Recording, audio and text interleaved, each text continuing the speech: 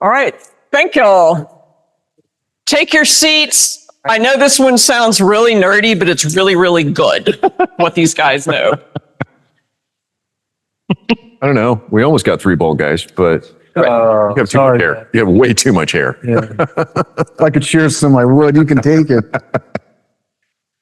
Once again, I'm Susan Hayes. I'm a cannabis attorney and lobbyist. This panel is on cannabis testing, recalls, and accountability.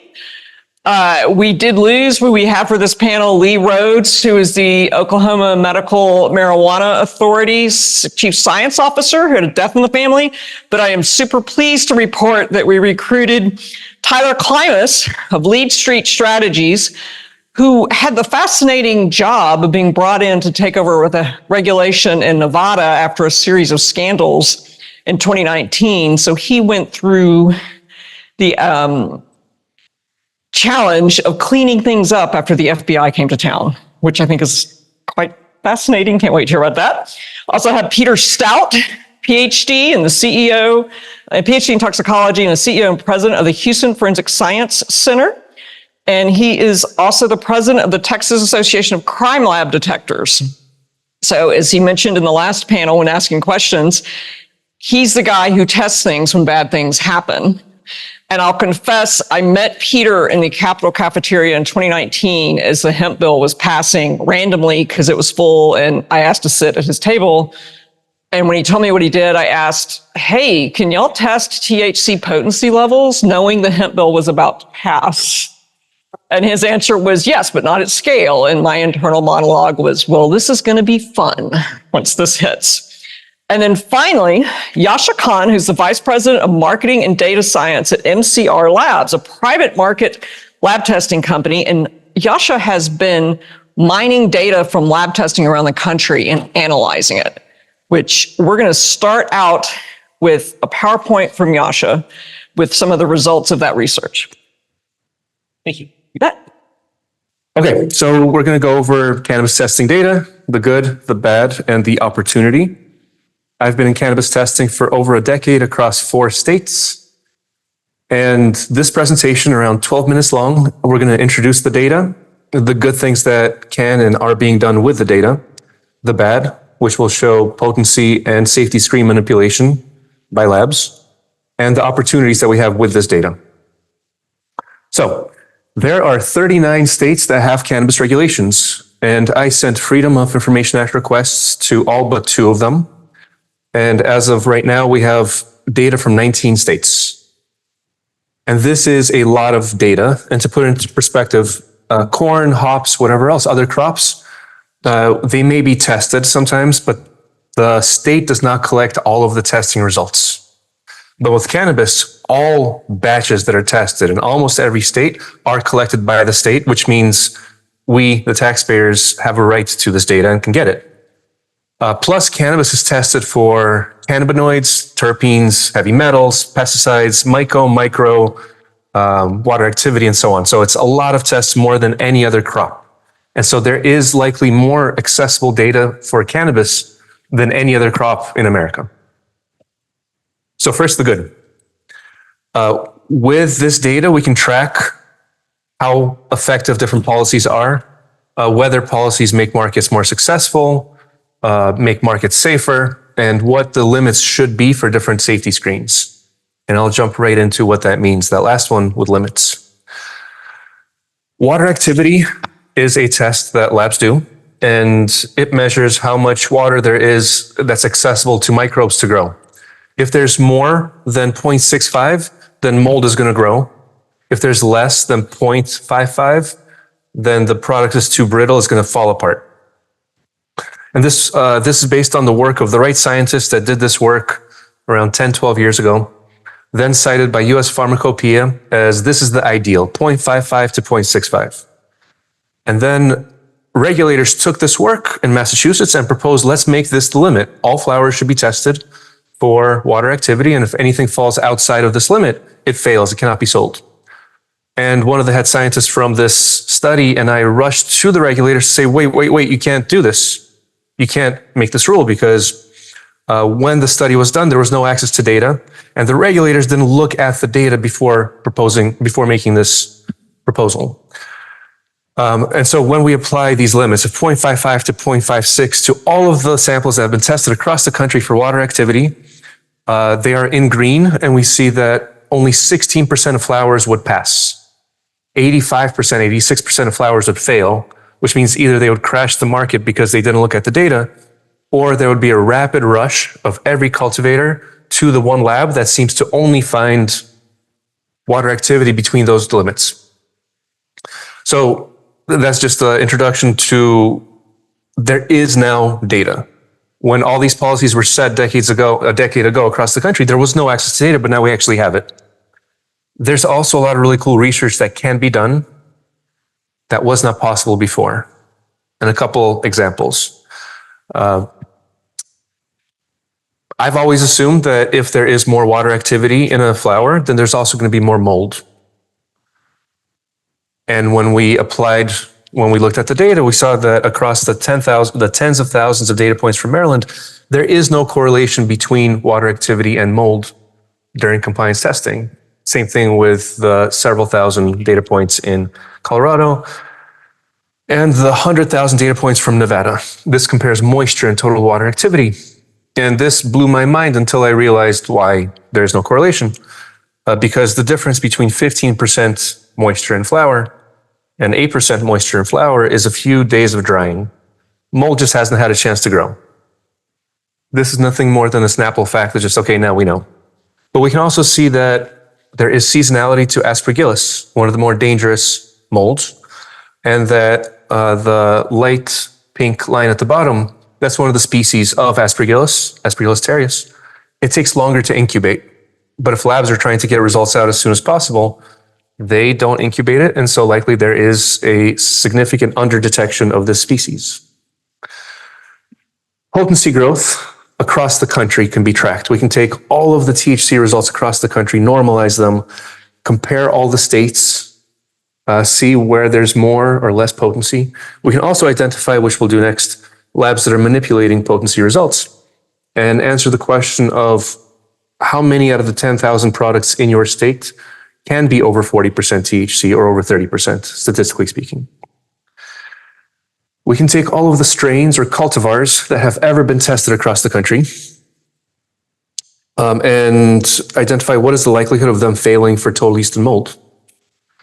And some strains have never failed for mold across the country, and others have failed more than 60% of the time.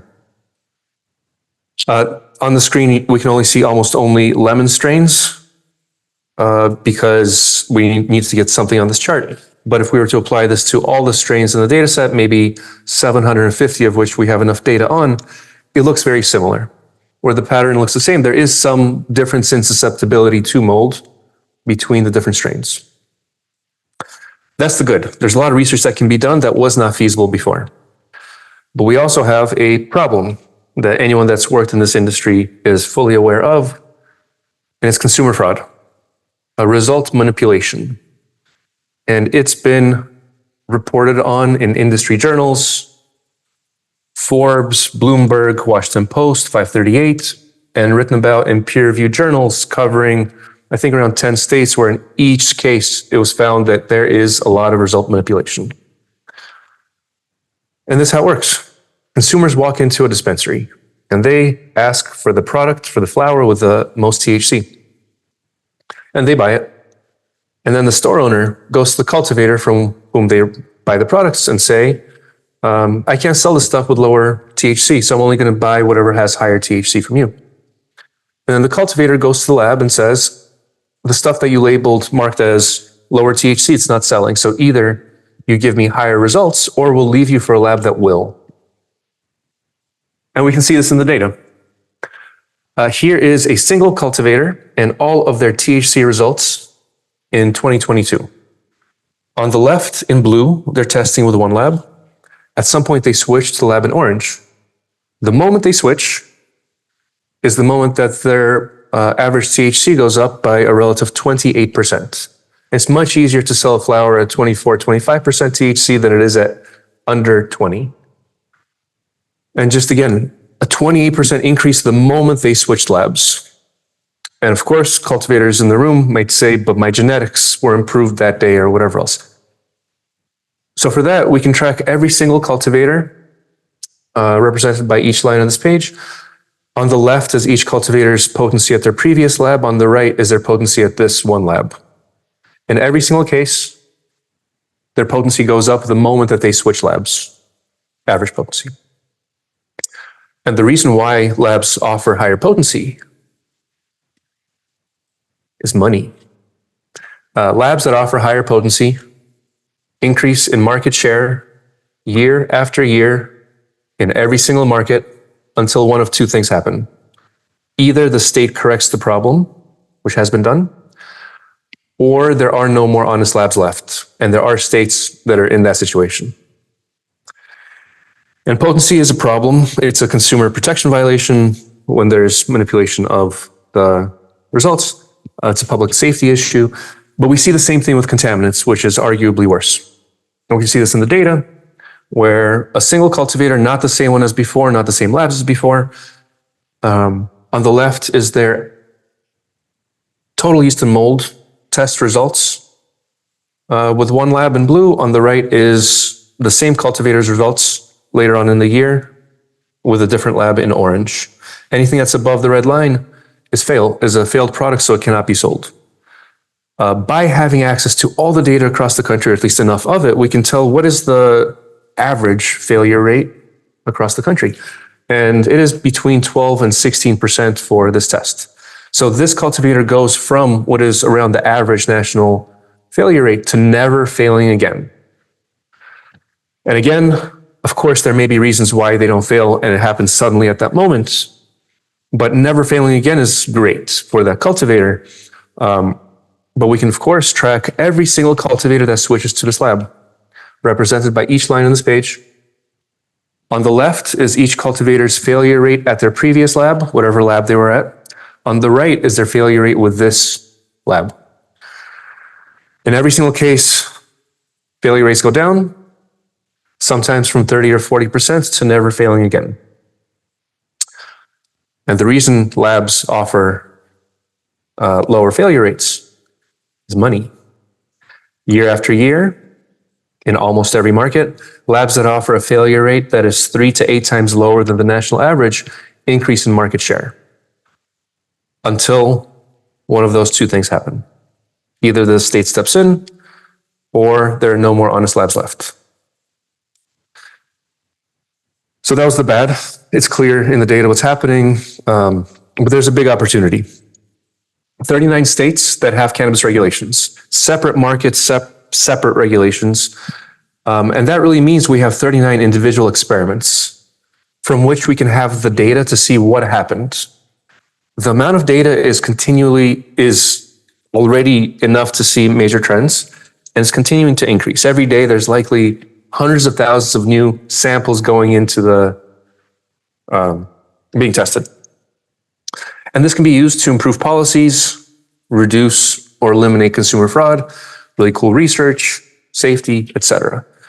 And to demonstrate what states have done, where we can look at the data and see what policies have been effective, we're going to look at 2 states, unless I'm told to hurry up.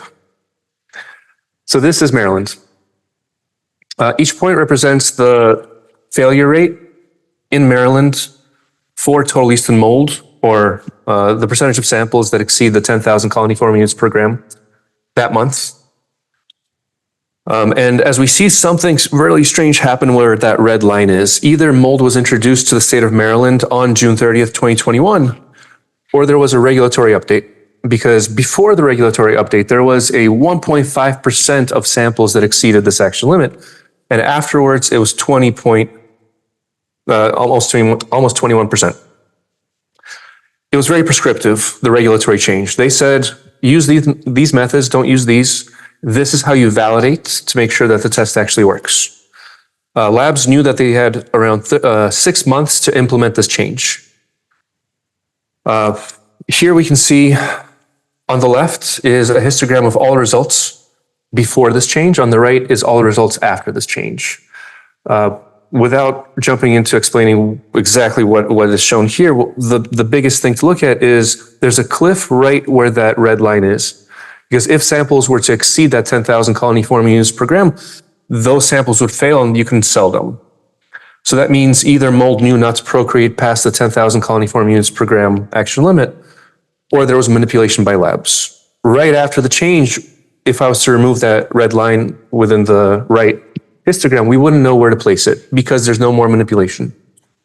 And it's so precise what happens. I want to repeat, the labs knew for 6 months what was going to happen. The next slide I'm going to show shows the 30 days before the regulatory change and the 30 days after, where we see a clear cliff right up until that date of the change. And those 30 days before, there was a 0.3% failure rate. After, it was nearly 20%. This is Michigan, had a very similar story. First, there was a huge decrease in the amount of failures seen across the state.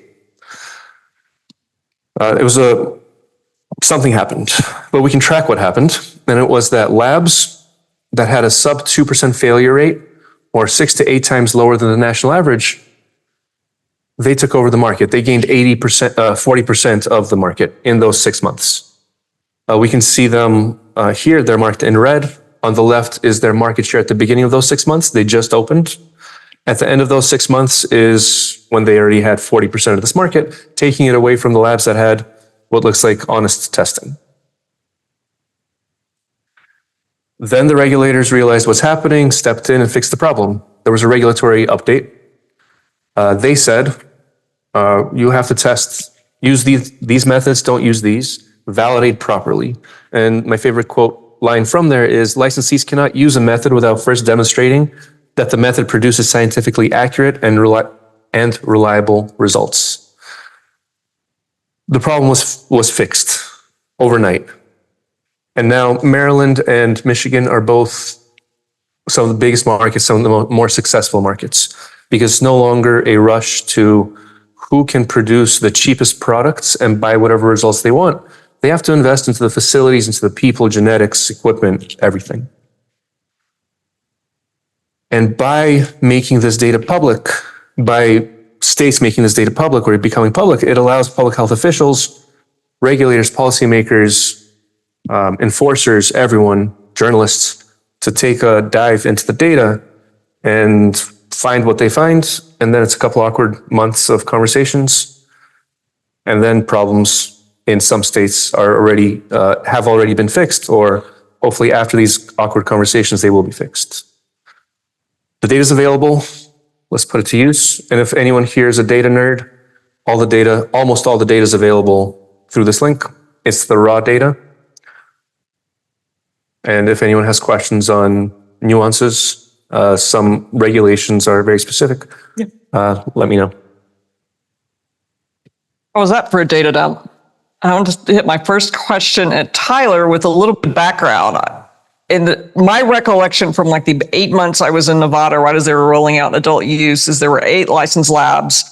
And in that short time I was there, the state caught 2 of them testing, which taught me the state's got to be able to test the tester. So Tyler, when you came to town, how'd you clean up Vegas? Well, thank you. That was a great presentation, by the way. And I think it was just actually a perfect segue. So I came in 2019. The state had launched adult use, Nevada, in 17. Hit some snags in 18, a lot of litigation around licensing. This is not uncommon. We see this in a lot of states. And it also just brings a lot of things to light in these new markets. This is what happens. We're all trying to write the book on how to do this. But lab testing, THC inflation and lab shopping was certainly at the top of the list. And so when I got there, and similar to the exercise that you just did, I learned that we tracked product from seed to sale, right? We had a treasure trove of data through track and trace. That's where a lot of your data comes from, right? All of it. Unbelievable that we had this at our fingertips, unprecedented in other industries. And I think that was a great call by early markets to implement track and trace as part of this. It just gave regulators the insight that they need. So we have this, right? And we've got this data, and we want to start addressing THC inflation and lab shopping. And luckily I had inherited a couple great team members. They were chemists. We added to that team, but we sat down, and what they did was they took a 6-month snapshot of average THC potency level for at the time, there were 10 licensed labs. We do have 8 now, and there had been some issues previously. And so we took this data and we put it, every lab, so all 10 labs got a color.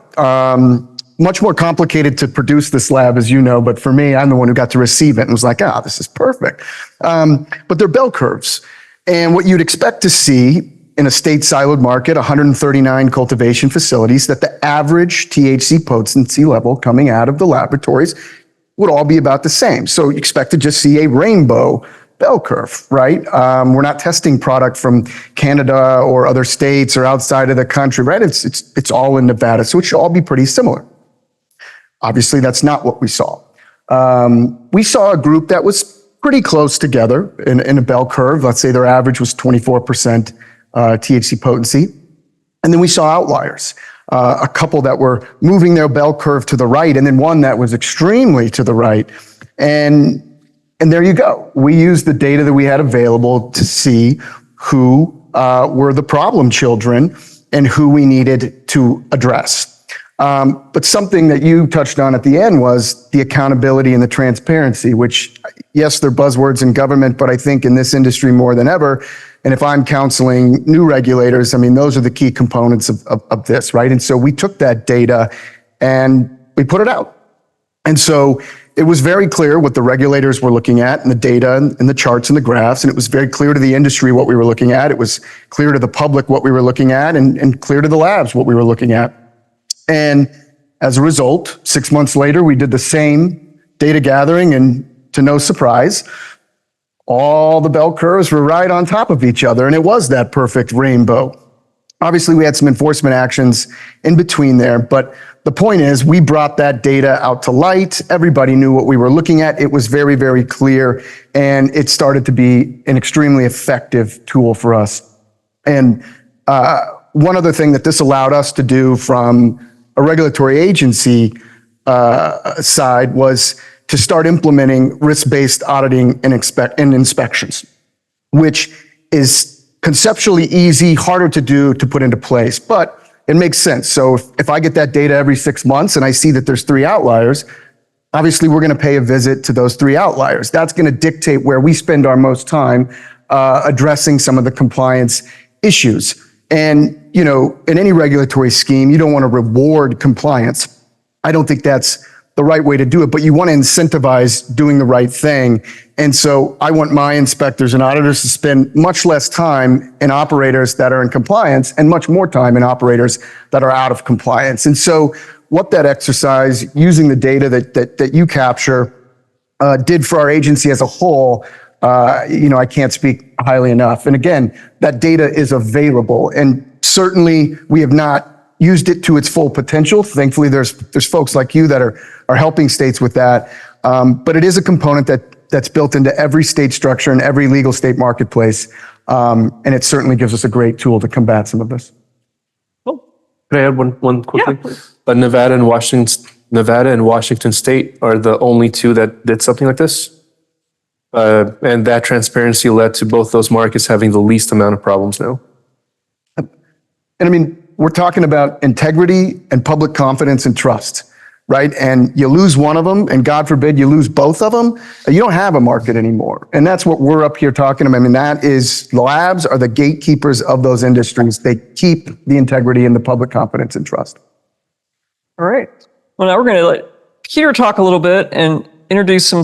Already introduced him, and I'm going to have him explain, Peter, if you could, when talk about the private lab world, how is that different from forensic lab world?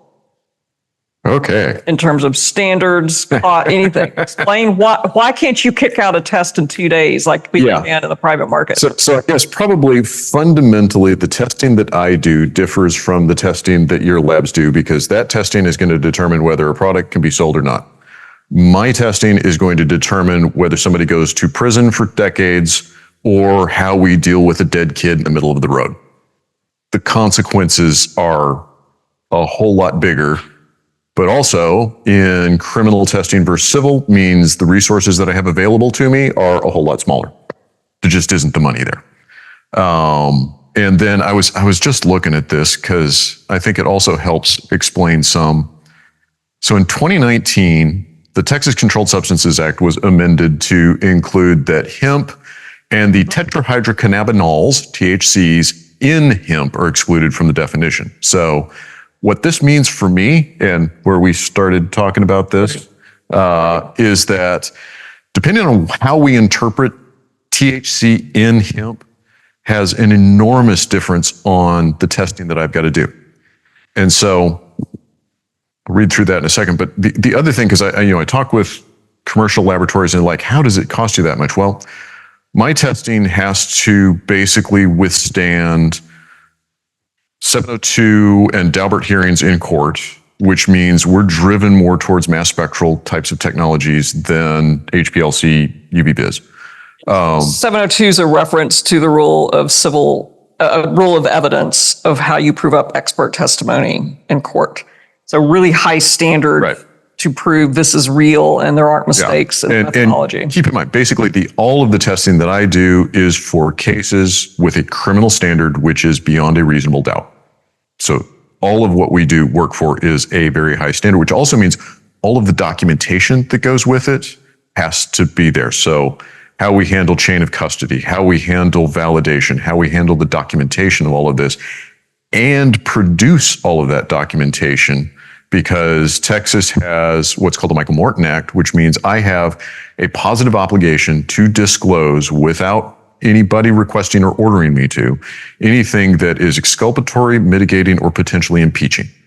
So I'm looking at these data going, that's Brady. Because for a commercial laboratory that's in that has that demonstration in their history, yeah, if they were silly enough to wander into criminal testing, they're going to get eviscerated on that.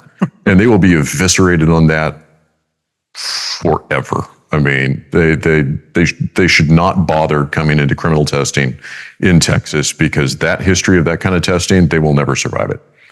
But that's the reality of what we've got. But in this, what does hemp in, THC in means? Okay, so if it is contained in the plant, then that means that there are no legal hemp products in Texas other than the plant, and all other items would be in penalty group 2. If it means that the different versions of THC that occur in the plant, well, then that probably means that all THC is legal in Texas.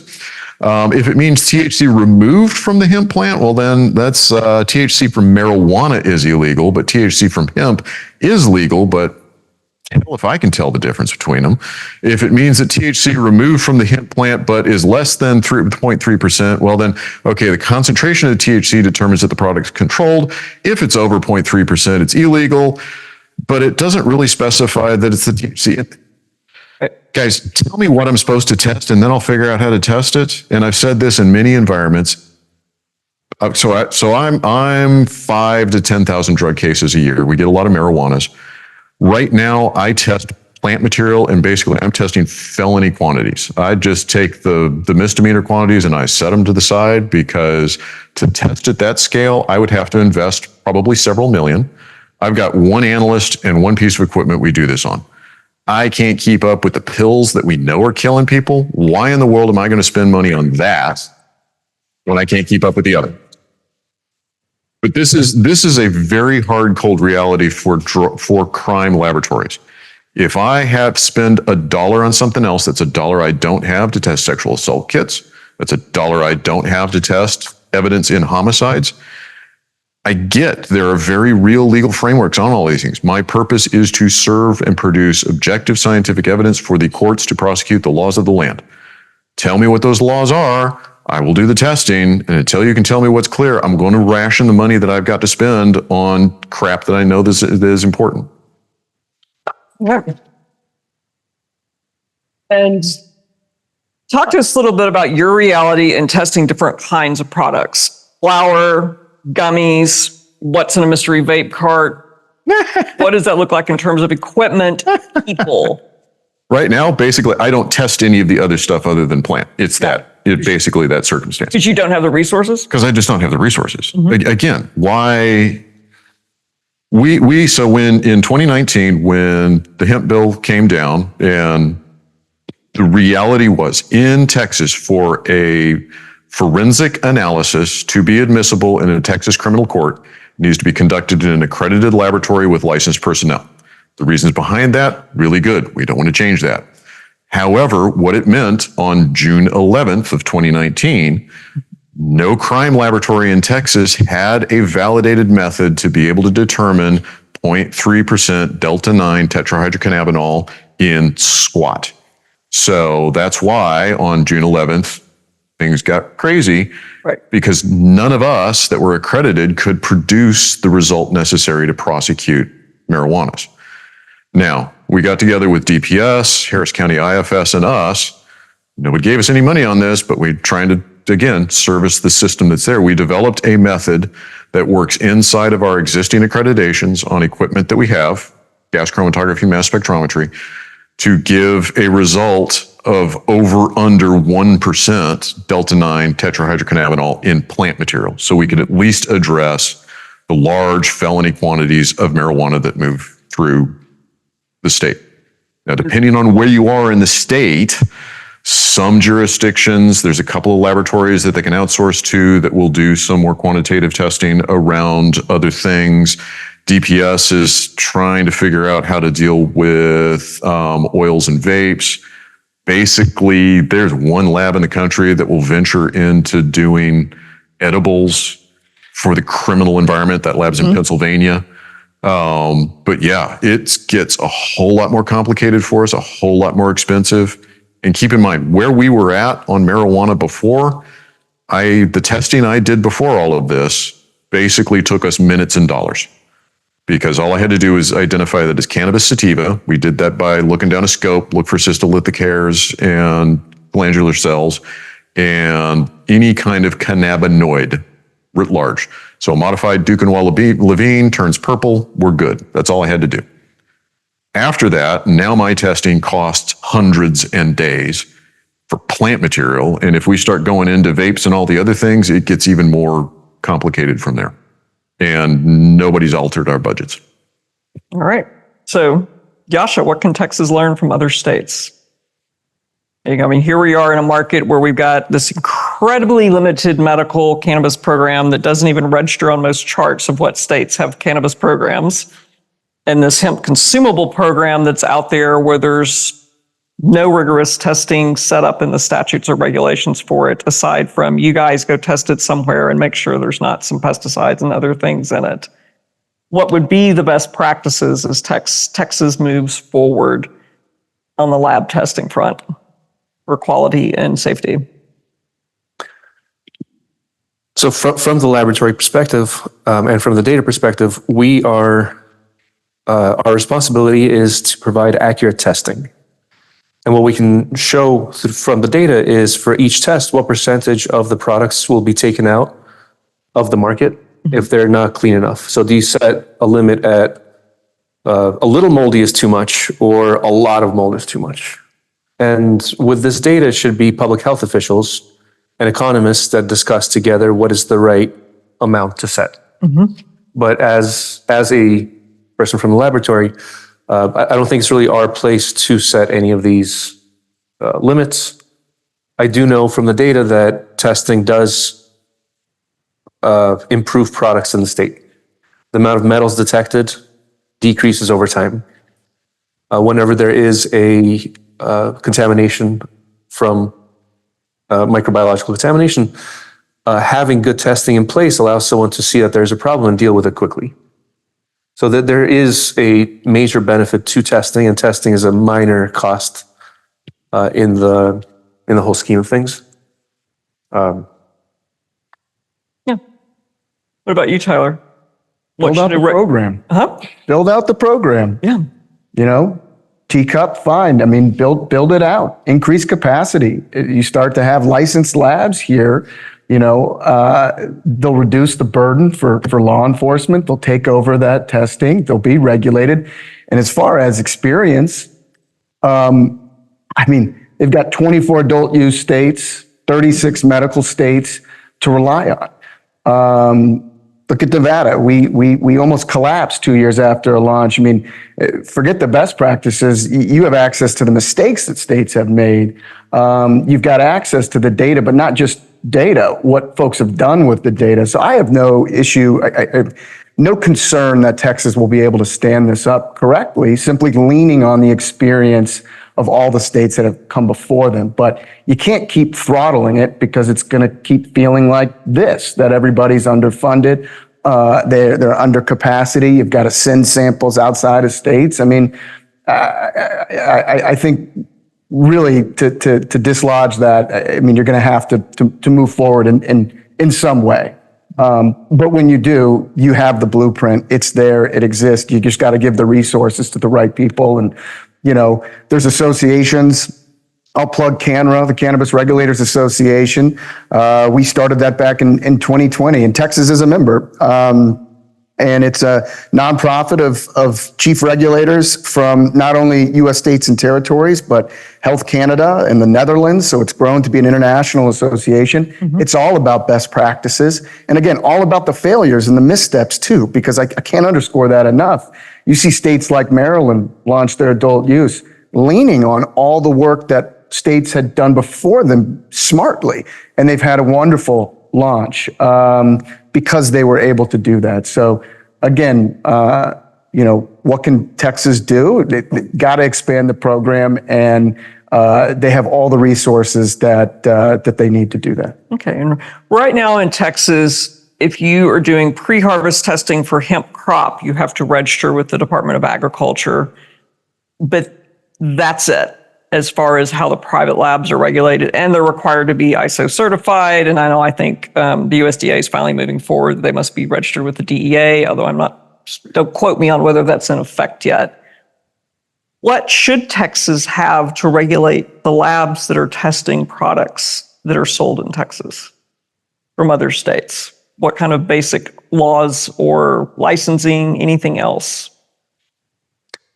I'll go first. Off-the-shelf testing, that's transparent.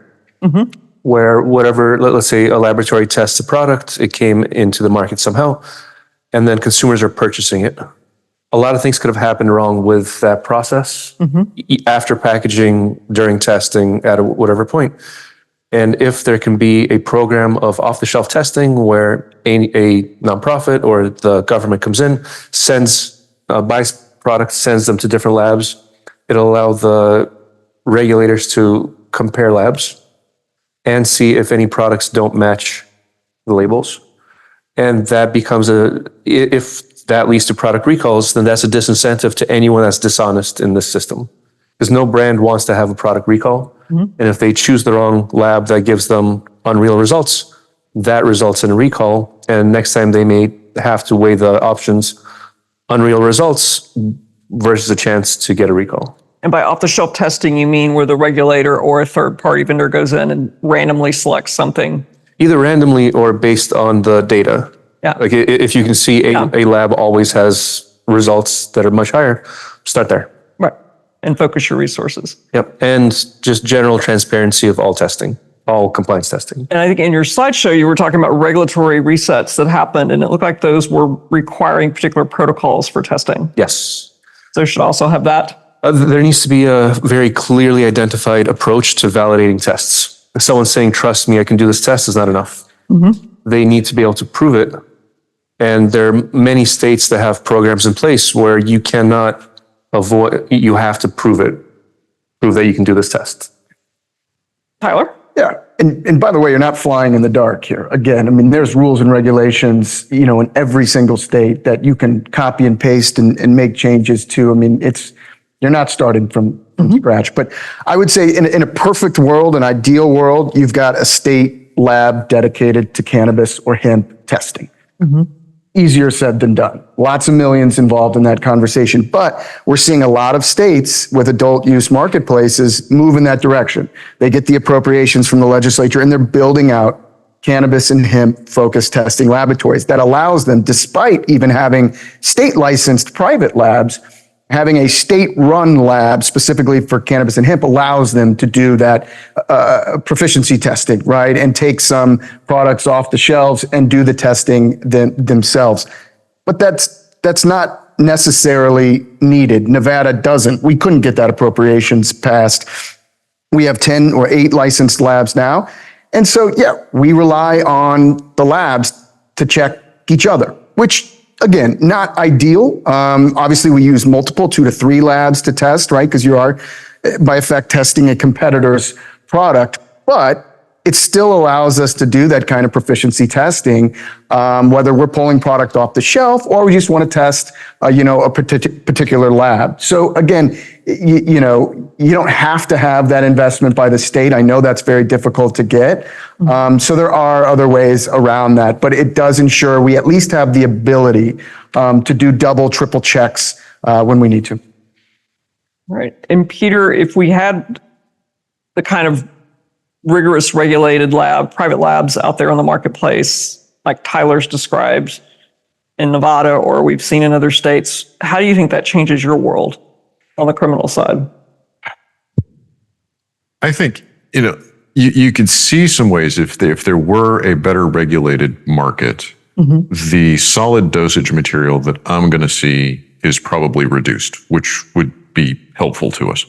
I'm probably still going to end up with felony quantities kinds of things, but even if there were a better regulated way, just not going to see as much of that. The place that I'm still going to have a challenge, and certainly this would be, I think, an ongoing concern, is after somebody uses the drug, and the question I had earlier about impaired driving, what do we do there? For instance, Harris County, 6 million people in Harris County, there's a couple of dozen DRE officers in all of Harris County. Not even remotely close to kind of sort of possibly enough. What's a DRE officer, Nicole? Drug recognition, who is basically an officer trained to recognize signs and symptoms at the roadside, because no, there still is no good roadside detector for cannabis. But I've been hopping up and down about this one for a while. We are seeing a demographic shift. The younger the driver, the less likely they are to have alcohol on board, and the more likely they are to have drugs on board. And not just one, but like 6, 8, 10. The difficulty for us, the labs aren't equipped to do the testing. We aren't equipped to be able to deal with the testimony. They're more difficult cases to try. Prosecutors are not equipped and educated to be able to prosecute these cases. The officers are equipped and trained to be able to interdict these in the street and then be able to testify about stuff.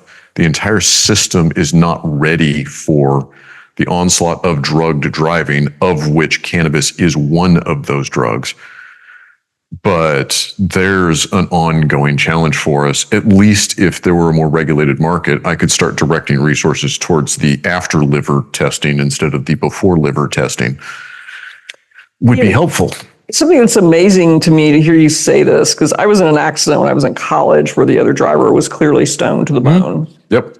And in my hometown in rural West Texas, and it was so clear to me at the scene, the cop had no idea what to do. Yep. And even though dude was really stoned when he got out of the car and run a stop sign and I T-boned him. It's been these many decades that there have been plenty of drug drivers on the streets of Texas. Yeah. And we still don't have the tools. Well, and it is difficult. I mean, this is nationwide. This isn't just Texas. There has been a longstanding cottage industry in DUI defense because your typical drunk driver is about a 38-year-old white guy who's got money, and so very competent defense. The other is it's really, really difficult to get juries to convict a drugged driving.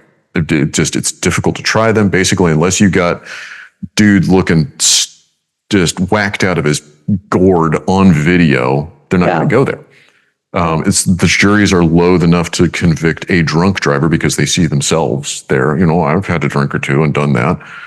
So it's really difficult. And our DA's offices don't have nearly enough resources, nearly enough training and expertise to be able to try these things. And it's coming. Whether we like it or not, it's coming. Well, and been here. And prosecutors like to do the lowest hanging fruit because it's easier. Yep. As any human being would. Yep. Yeah. And it just means less safe streets. And in Houston, I love this one. You take off alcohol. Clearly, that's still the most common impairing substance we see. Most common is marijuana. About probably 35%-ish of what we see has marijuana in it. And you're talking about the data set of impaired drivers. Of impaired drivers. So these are what I get in the lab. So this sits behind interdiction. So, but number 2 in Houston, I love this one, is PCP. That's so 1975. What could possibly go wrong? Stoned on PCP and armed.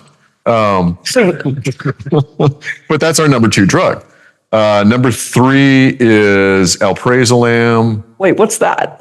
Xanax. Thank you. Oh yeah, there's the Houston cocktail is Norco, alprazolam, and Soma all on board at the same time. Driving. Yeah. Wow. Which would you rather have, the person, so when you're taking the bars and the Xanax and the. Again, as I said earlier, I would rather everybody not be impaired, period. But if I had that on board, I'd be hunted on the floor. I mean, I wouldn't be anywhere near the car. I couldn't even get myself up. This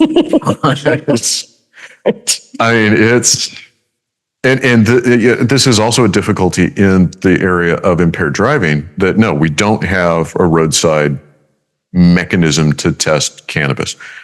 And no other drug other than alcohol behaves as nicely as alcohol.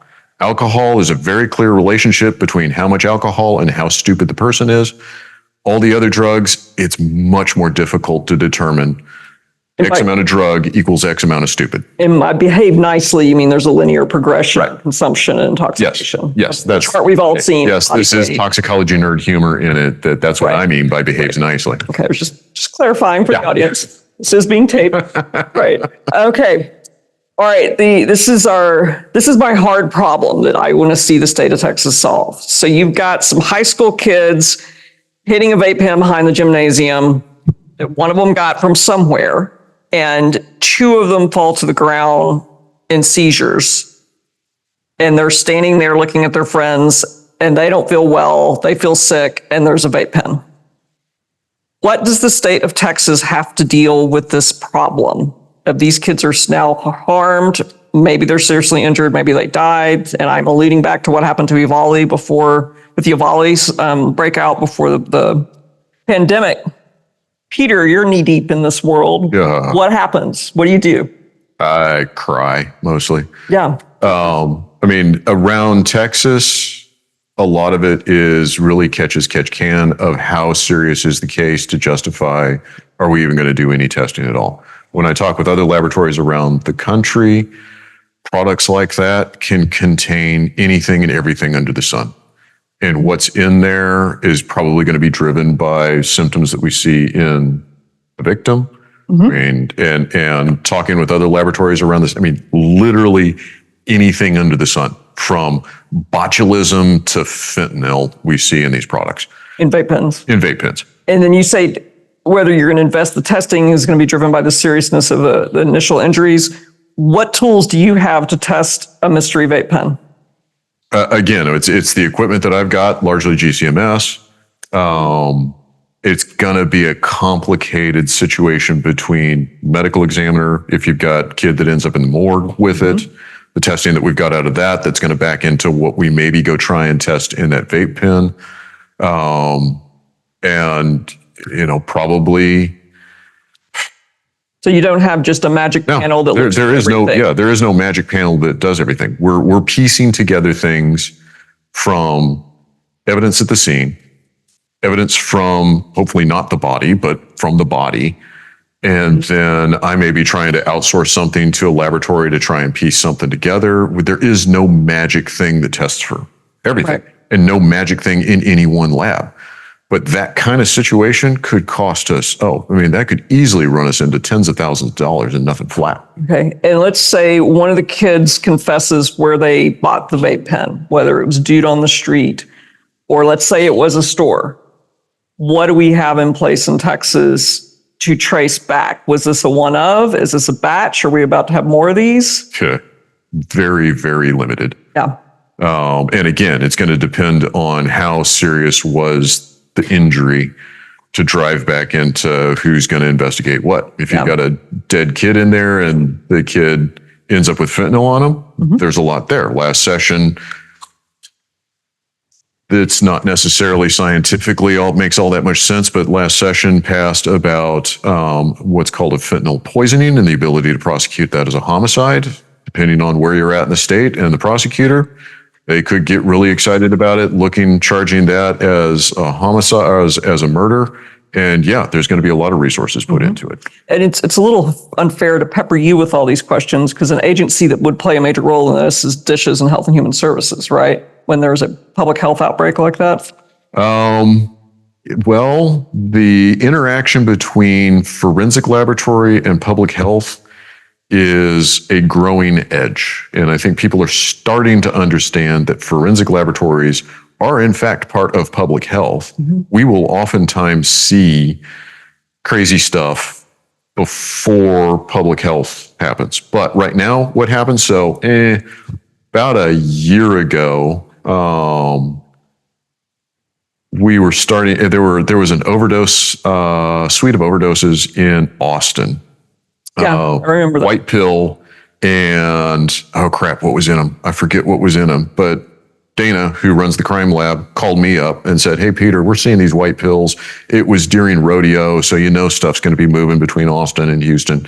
You might want to keep an eye out for this. So I called David Pearce, who's the public health authority for Houston, and said, hey, David, you might want to make your EMTs aware. We've got these white pills that have this in them. Xylazine is what was some of the first times we were seeing xylazine. Tranquilizer. Yeah, because again, what could possibly go wrong? Right. But that communication mechanism was what passes for public health notification. And that was because Peter knows David, right? and David knows, and Peter knows Dana, and Dana called Peter.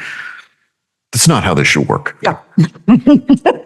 Tyler, you have anything on this from your experience, or? Yeah, I mean, from my experience in Nevada, and again, we have a larger framework, obviously.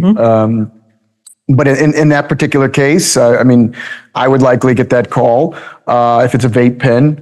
I certainly can't do anything with a body or the individual, but I'd have that vape pen in one of our labs, maybe multiple labs, and I can guarantee you they would jump at that opportunity as well. I mean, there's a collective responsibility here as well when you stand up a marketplace. I mean, it behooves them to help try to prove that that is not a legal market item, right? Or maybe it is, regardless. Yeah. Or you wouldn't tell them why you were asking to make sure it was more objective. Yeah, I mean, honestly, I wouldn't even feel like that. I mean, I think they would jump at the occasion. I know they would. We've had situations like that. And so we would have that product tested immediately. So we would know what the ingredients are in that. We would likely have a good idea if it was from the regulated market or not. And again, that's because, and I not to get into prohibition conversation. I mean, point is that's happening right everywhere. The vape pens are everywhere, whether you have a regulated market or not. So I think it's smart to invest in greater structures around marketplaces because it allows you to deal with issues like that are real issues. And you mentioned on the break something about Thai food. Yeah, so I think it's about a year ago in Las Vegas, there was a Thai food restaurant that had ordered some kind of, it was hemp-based or some kind of hemp-based oil from overseas. They didn't know what it was. But apparently when you heated it, it decarboxylated. And so Turned all the CBD into THC. local residents, a number of them went to the hospital. I mean, they were okay. Nobody died. But they had no idea what was happening. But they knew they were stoned, right? I mean, they knew that it was some kind of THC effect from the Thai food. And so, we get a call from the health department, similar to that. It's a phone call from the health department. And they're like, we have no idea what this is. And we said, well, let's take a look. And we tested it. And truthfully, I think they kind of dealt with the business and the business licensing side. I think it was an honest mistake. Obviously, I don't think they meant to order that kind of oil. But it's just an example of like we had the resources in place to at least test it and get as much information. Yeah, and find out what it was pretty quickly. Exactly. And then Yasha, you have any insights from states you've studied? How do you handle a public health emergency like that? Not from that experience, but if it's not normalized, if it's not legal, then those teenagers that have a problem are likely not going to want to tell anyone what happened if they can hide they're it. going to clam up. And even in legal states, like we have the saying that there's almost no adverse effects. But if you were to have an adverse effect, who would you tell? Would you tell your doctor, your local hospital, your nurse, the Cannabis Control Commission, the FDA? Like there is no place to collect this information. Lines of communication and data collection. Yeah, we do not have that in legal or non-legal states. But at least in legal states, everyone knows where it ends up. There are folks that are experts in cannabis, and many folks that buy legal cannabis know where to go if they had a problem with it, Yeah. And at least as a consumer. when we were chatting, preparing for this, one idea that popped up was just a phone number on product packaging Yep. that's confidential and gives people a safe, accessible place to call if anything bad happens. And maybe even they turn to that if they've got a legal product laying around with a black market product that made somebody sick. Yeah, and we're working a lot with QR codes now, which is, you're seeing that more in states as well. So you can look at the QR code and maybe there's opportunity there to report an adverse event, just bringing more education to that consumer. Okay. Questions from the audience, or you guys can also ask each other questions. That can be fun too. Over here. Question is two-sided. The first side is you showed how these labs were so easily persuaded to show falsified results. What are the consequences for these labs? They're ISO certified. If they show falsified results, how can you prove that their result is falsified, and what is the consequence of that? And so that's for the high level of ISO. Second part of that question is the technologies are constantly advancing. And do any of you think that at some point in-house testing on some of the portable devices might be good enough, avoiding altogether the expensive testing equipment and results that you have to get from the labs? Like some orange box labs that is out there. At least reliable, they're getting up there to that point. Absolutely, they're more than reliable enough, but there's a conflict of interest to give yourself better results, which is why all states have a third party for testing. The ISO issue is there, let's say 3 or 4 ISO accreditation bodies.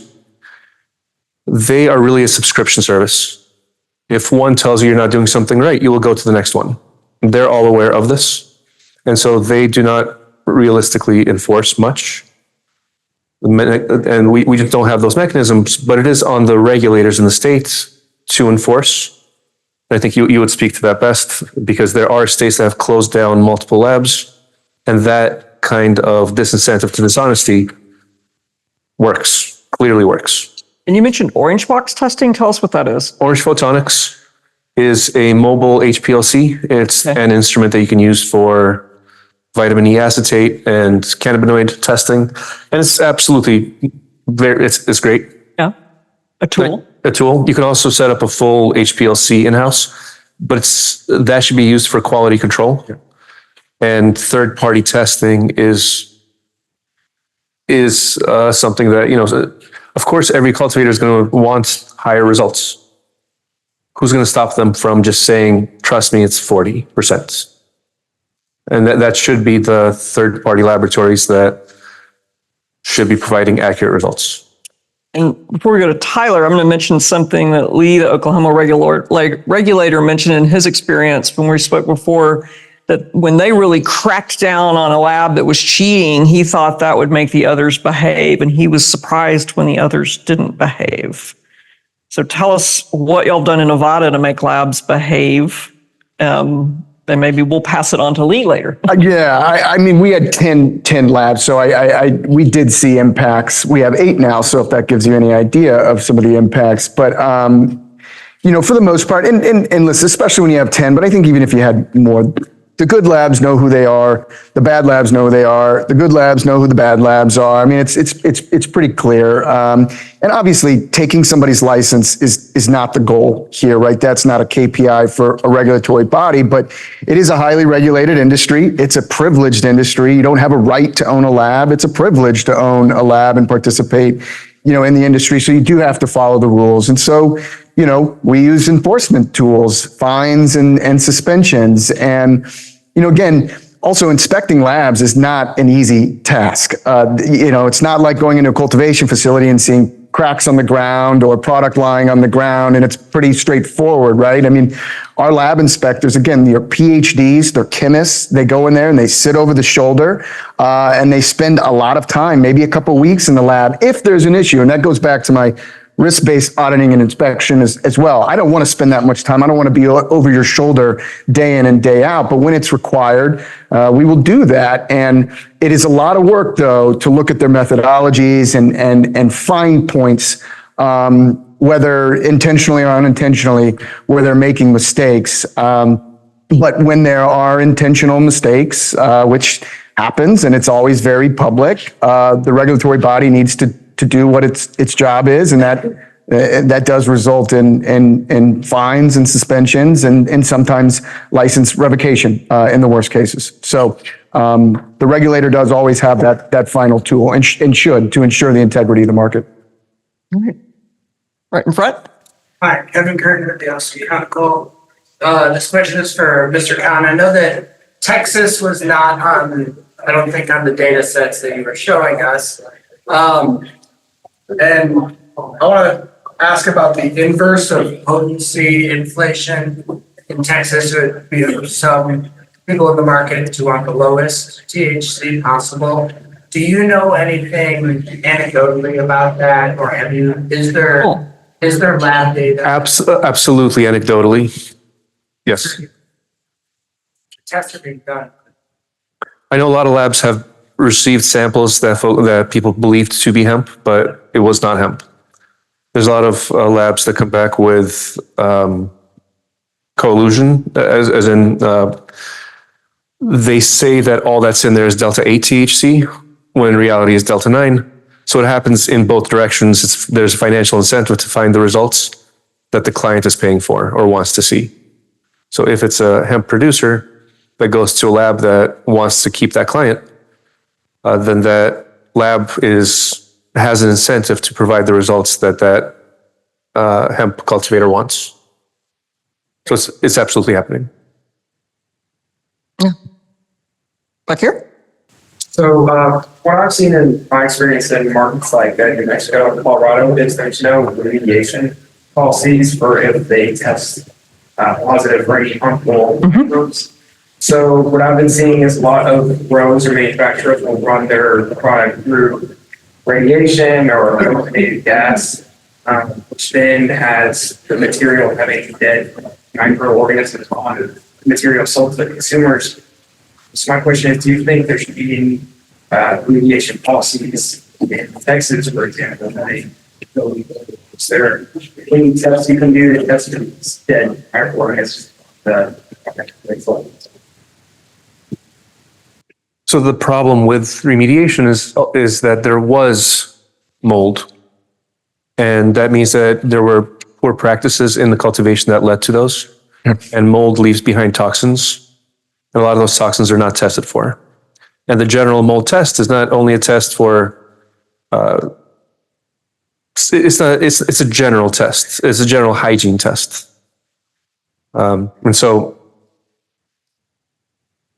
that doesn't really address the question. No. But it's important. That test is important for that reason. With remediation, there's not enough evidence showing one way or another of the harms of those approaches. So of course we need more research, and at least until then, we need more transparency about whether products were remediated. And then consumers and the people that make the purchasing decisions at the dispensary side can make the choice of, do we want to purchase this product that was remediated?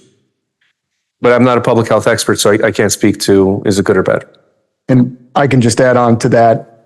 In Nevada, I mean, we reached out to the EPA early on, and they were like, "Thanks for the note, but good luck," right? I mean, because it's not a criticism on the EPA. It's just they've not done any kind of research like oysters and spices, which are normally remediated. But the point is, it comes down to labeling at this point without that research. So you're exactly right. And so we did public workshops on what that label should say. But at the end of the day, I think it's reasonable that the consumer at least is aware that that product has been remediated, whether or not we know, what the end product or result would be. Yeah. They're in the back. I'm asking this question to a bunch of different people in what we gave.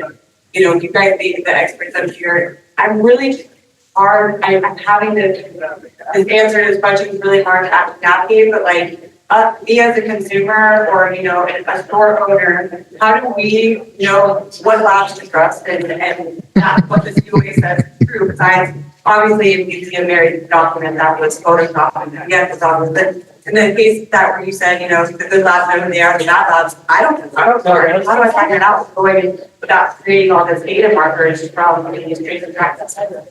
I mean, unfortunately, when all your product gets recalled, not because you did anything, but because the lab tested it incorrectly, now you know that that's a lab you're not going to go back to. And that's not great. That kills your business, right? And we see a lot of that. I mean, there's relationship building. I mean, obviously you want to know that lab, you want to know the owners, you want to know their history, but it's very difficult as we're still in this nascent industry, right? We're still learning things, we're still establishing, frameworks, but yeah, a lot of times that's what it comes down to. Well, and here in Texas, because we're not regulating private testing labs the way they are in Nevada, and because we have a ban on the manufacturing of hemp from smoking, so things are manufactured out of state, but can be shipped back in state and tested out of state, there really is no mechanism for Texas consumers to know if the lab that's referenced on a COA on a product is a good lab or bad lab, because it could be anywhere in the country. And the state of Texas has got BIPCAS to look over that system. And a few more quick points. We as consumers should not be responsible for becoming experts in who tested this product, whether it's cannabis or anything else. It's the government's job. And so, yeah, it's the government's job to oversee this and do as good of a job as possible to make sure you do not need to do that. But you can also do some in-house testing, or maybe multiple stores together chip in to buy an Orange Photonics device, or another one like it, where you would be able to test to see whether it's accurately labeled. Okay, and lunch is being served. I know we have more questions. I see Piper and Andrea, but people will be milling about. So everyone, give these guys a hand.